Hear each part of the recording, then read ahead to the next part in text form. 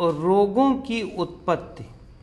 जितने भी रोग हैं या रोग शब्द अगर देखें तो मैं ये मानता हूँ, मेरा ये अनुभव है, आध्यात्मिक अनुभव है, ध्यान में अनुभव है कि जितने भी रोग होते हैं उनकी उत्पत्ति वायु और जल या जल और वायु के अनुपात में ही होती है।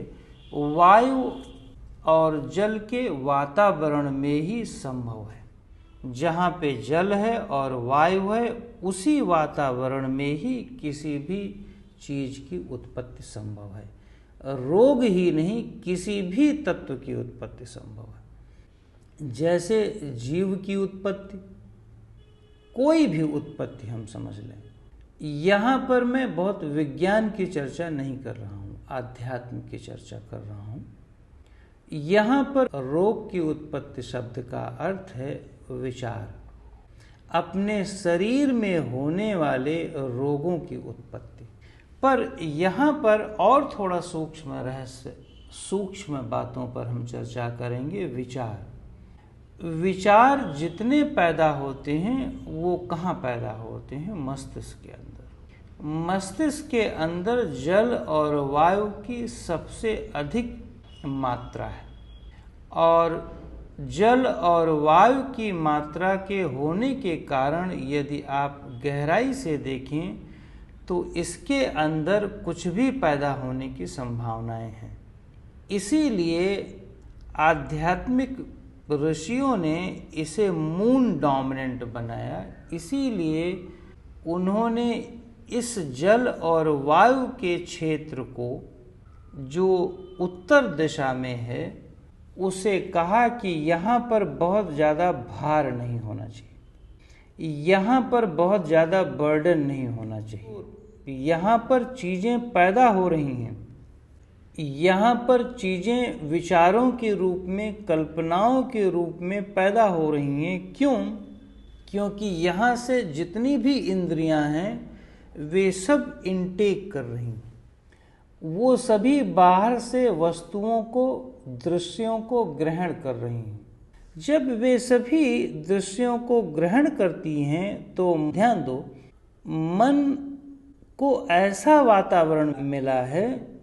ध्यान दें, जब दृश्यों को बाहर से इंद्रियां ग्रहण करती हैं तो मन को ऐसा वातावरण मिला हुआ है, इस मस्तिष्क के अंदर जल और वायु का वातावरण मिला हुआ है, जिससे मन दृश्यों को जो अंदर लेता है मैनिपुलेशन करता है।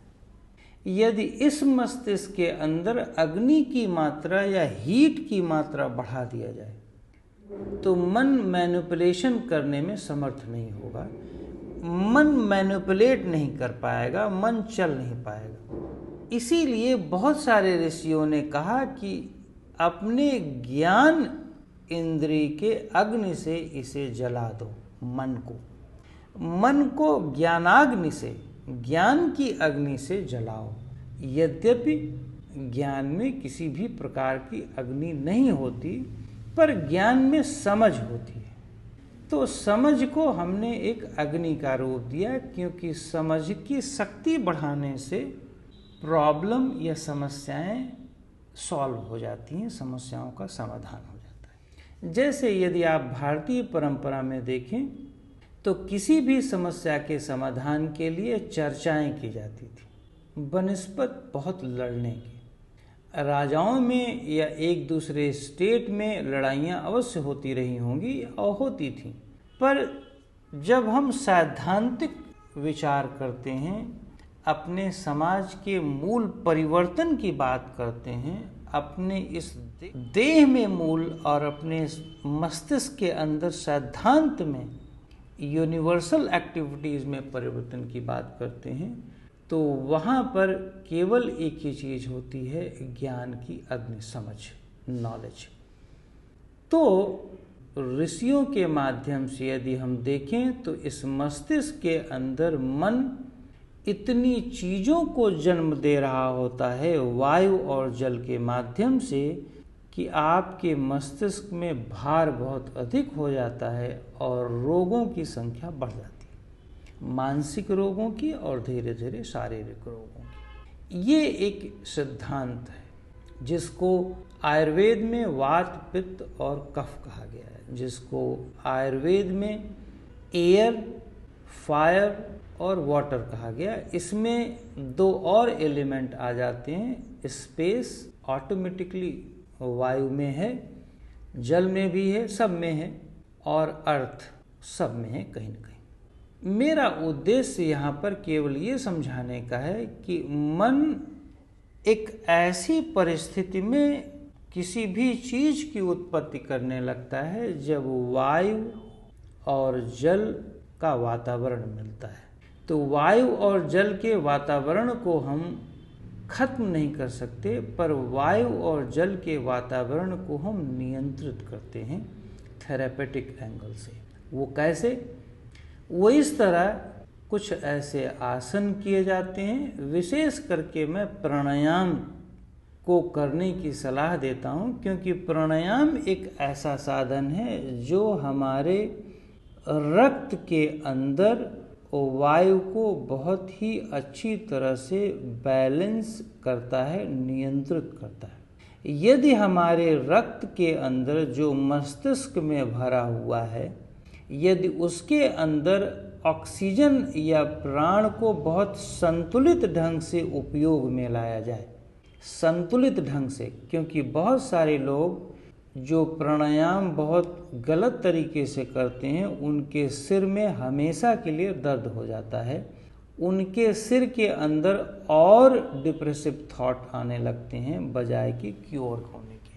तो मैं ये कह रहा हूँ कि प्राणायाम, आसन इत्यादि ऐसे ढंग से करो जिससे हमारे मस्तिष्क के अंदर एक ऐसा वातावरण पैदा हो जिसमें विचार न पैदा हो, जिसमें हमारी अंतरतम को ज़्यादा गहन रूप से शांति मिले और वो स्वयं को अनुभव करने लगे, क्योंकि केवल और केवल अंतिम उपाय है स्वयं का अनुभव। यदि हम अनुभव स्वयं का नहीं कर पाए या अगर स्वयं को भी नहीं कर सकते तो दृश्य का अनुभव करें, दृश्य और दृष्टा दोनों का अनुभव नहीं कर पाए तो हम भयंकर रोगों से ग्रसित होंगे और न ही हम आत्मसंतोष की ओर जाएंगे और न ही हम और किसी भी प्रकार के स्वास्थ्य की ओर, हम रोगों में ही मर जाएंगे।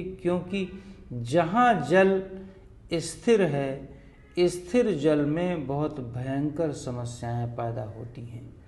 ध्यान दो, जहाँ पे जल स्थिर है वहाँ पे कीटाणु पैदा होते हैं, वहाँ पे अनावश्यक विचार पैदा हो सकते हैं।